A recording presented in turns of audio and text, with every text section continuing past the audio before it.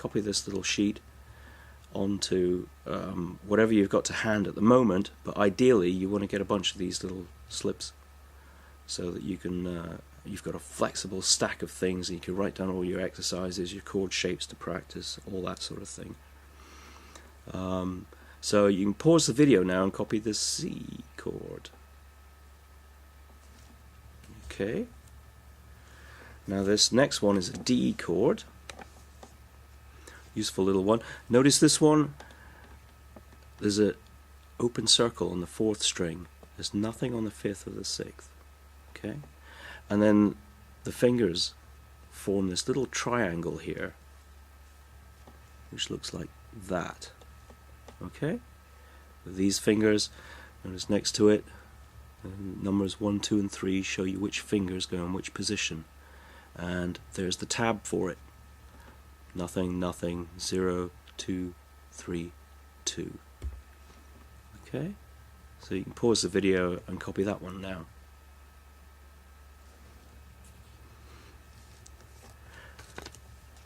Right, next chord is a G. This G has something which is not typical of Gs, or well, it's typical of what people actually play, but it's not typical of what you see written down in books. Notice here's the bass note, 3rd fret of the 6th string. We put a finger there, like so. Okay, and then on the other side of the fretboard, there's another finger down.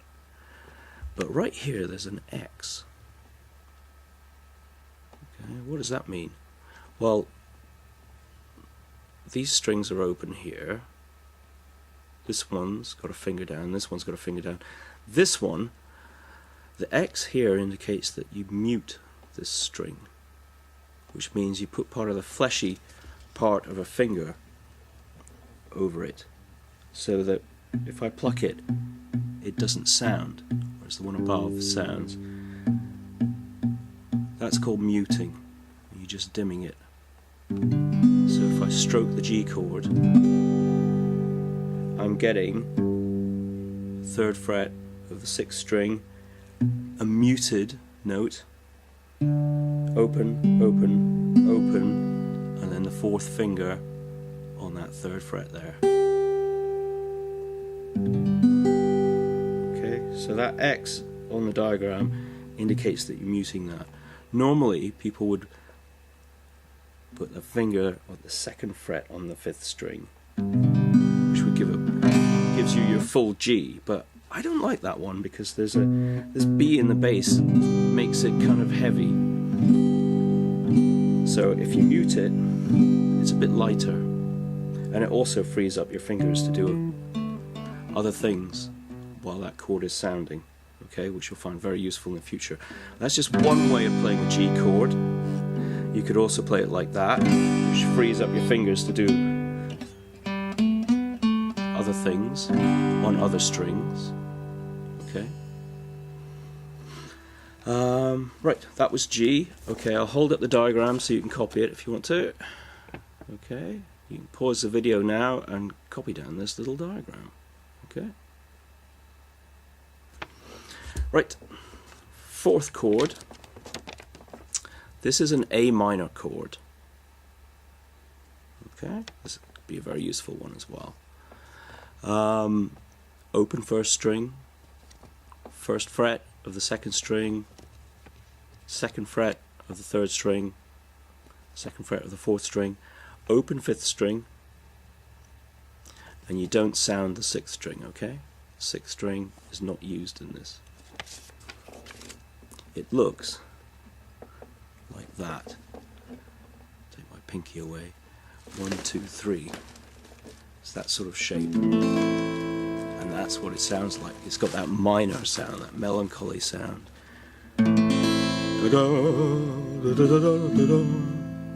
Okay? Now with those 4 chords, let me hold the diagram up for you to copy again. Okay, there it is. Pause the video and copy it.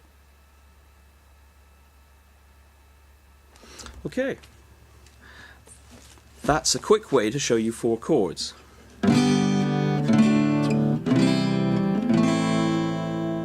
Okay. Now, what you need to do is go off and learn to do those shapes. Now, the way I want you to learn to make those shapes is to pick one at a time, form the shape. Should be a bit awkward to start with.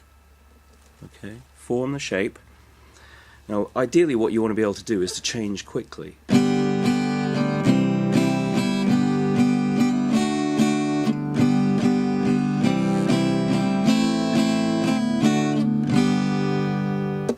You've got to automate your fingers doing of that. Okay? So what you need to do, best way to learn that, is to start slowly, get your fingers in the right place, and learn to strum the chord. Okay? Learn that shape, get those fingers in place.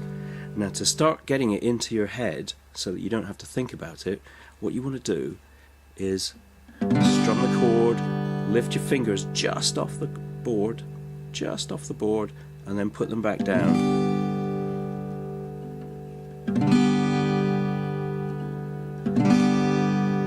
Lift, replace, lift, replace. Get your fingers used to that odd little shape. It's going to feel really strange to start with. Just get them used to that shape that you want them. You've got to teach them to be in that sort of position in space.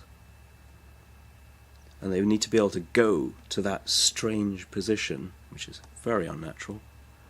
You need to be able to go there when you want them to, without even having to think. Once you've got the hang of lifting them just up and down... Has my machine gone to sleep? No. Then what you need to do is start taking them further away from that position and bringing them back.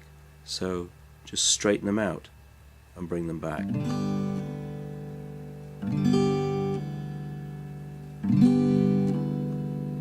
Just like that, straightening them out and bringing them back. So they're getting more used to that position, they're getting used to going from somewhere, anywhere, back to that position without having to think too much about it. Okay? Once you've got that, once you can straighten your fingers and put them back, like that, then start taking your hand away from the neck of the guitar. Slap your leg. Put it back, slap your leg, put it back, slap your leg, put it back. Do that.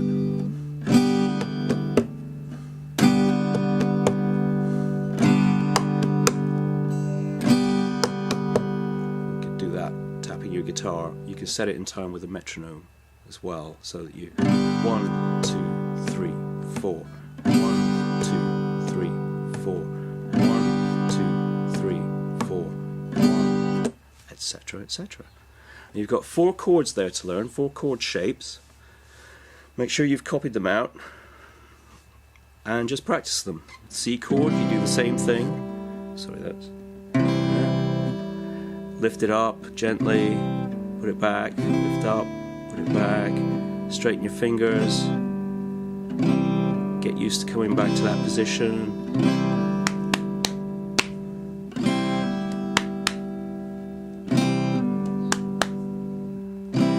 Hand all the way away from the guitar.